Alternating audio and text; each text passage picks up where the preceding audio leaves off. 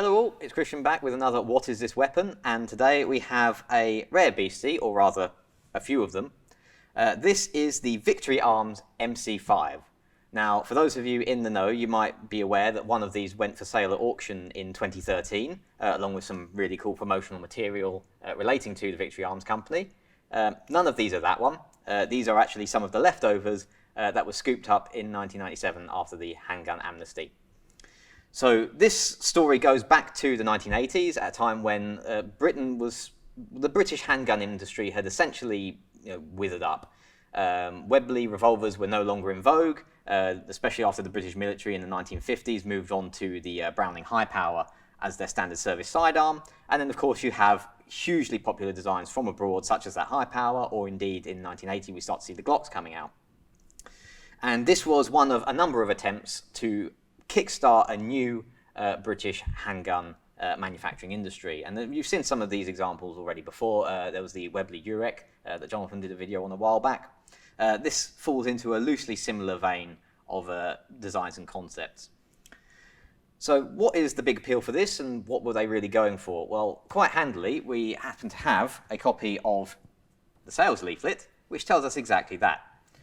And the key things about this are, firstly, it's ambidextrous controls, and secondly, it's a very rapid ability to change between different calibers. So these came in 5 different calibers, which were 9 Parabellum, as you'd expect, 38 Super, interestingly, 41 Action Express, and lastly, 45 ACP. And you have the ability with these to very rapidly change between different calibers using only the barrel. So the breech face actually stays the same. And I can demonstrate that for you now. So I have a couple of the spare barrels here. So the one currently fitted is for 38 Super on this one here. We also have one for 41 AE and one for 45 ACP. And it is dead simple, and it's loosely similar to the Beretta 92 and earlier on as well the Walther P38, this is loosely designed around or influenced by. So you lock the slide back, push this catch through from the other side, so just push that through, lever down, and out it comes. And with that, you can then put in, let's say 45 ACP, just slide that in at the front, catch in, and you're good to go. Aside from that, you will also have to naturally swap out the magazine as well, because at this point you're now feeding the wrong ammo into the wrong barrel. There's 2 kinds of magazines that would come for this as well. We unfortunately don't have any of those, but they would come in for one which would take your 9 Parabellum and your 38 Super, and then the other one for 41 and 45. But aside from that quick change barrel, there are of course the ambidextrous controls. So on here we have ambidextrous slide catch, ambidextrous safety catch, ambidextrous magazine catch, and also we have here a decocker interlock release. So in order to decock this without dry firing it, you would push this in, and then that allows you to move the safety catch down and decock the weapon. So aside from those controls and the barrel change, there's also a few different options you could have that were intended for this should it have gone into full production. So for example, this one here, we have an extended 38 Super barrel, and also it's actually got an alloy frame, so it's a good deal lighter. And then, of course, we've also got other barrel lengths as well here.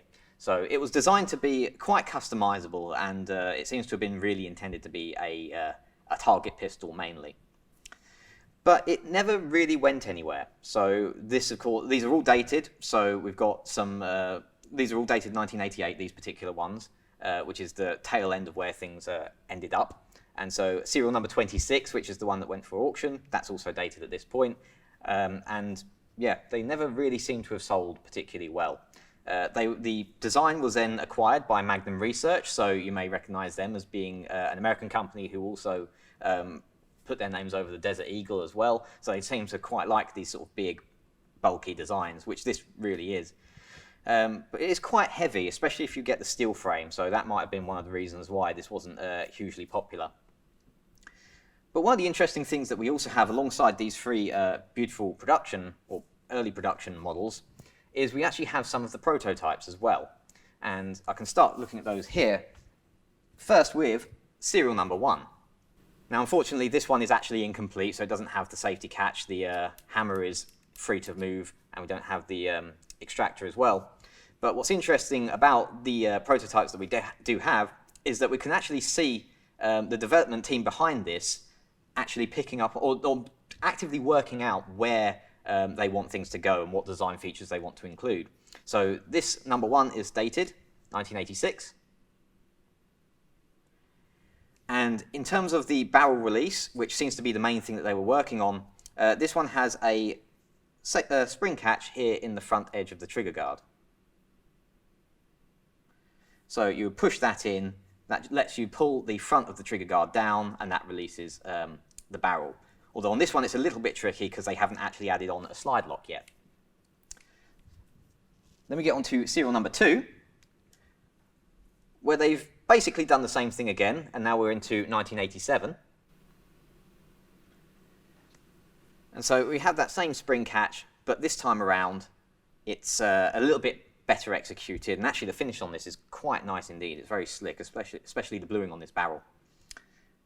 So that seems to be the original way they were looking at this, and also they started to put some more of those controls on, such as here we've got the slide release as well. We then also have serial number 3, where they've gone a little bit more basic here. So we're keeping the slide catch and still dated 87, but this time around we have a very simple hex screw with a tab. So you do need an Allen key to unscrew this, and then that just lets this tab fall off, and the trigger guard will come down as it has on the previous models. So I can probably see why they didn't go for that one. And then lastly, we have serial number 5. We don't unfortunately have serial number 4, which I think is probably a bit of a missing link between the previous ones and this one. But this is where we get that final version with the push-through lever, which you would then slide down once you've pushed it through, and that allows you to open and pull the barrel out. So, as I said, unfortunately this didn't go anywhere really, and it falls into that same group of other British circa 1970s, 1980s self-loading pistols that really failed to break into the market that at that point was dominated by far more popular designs from abroad.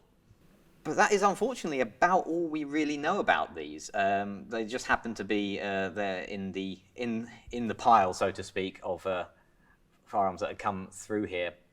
But if you do happen to have any more information, or indeed if you happen to have worked on this project yourself, or even know someone who did, we'd be more than interested to hear from you and just learn anything we can about these interesting little firearms. Also, if anyone happens to have a magazine they'd like to donate, do get in touch. But otherwise, I just thought it would be interesting to show these to you, and also, I suppose, reveal to the world that there is more than one still left out there.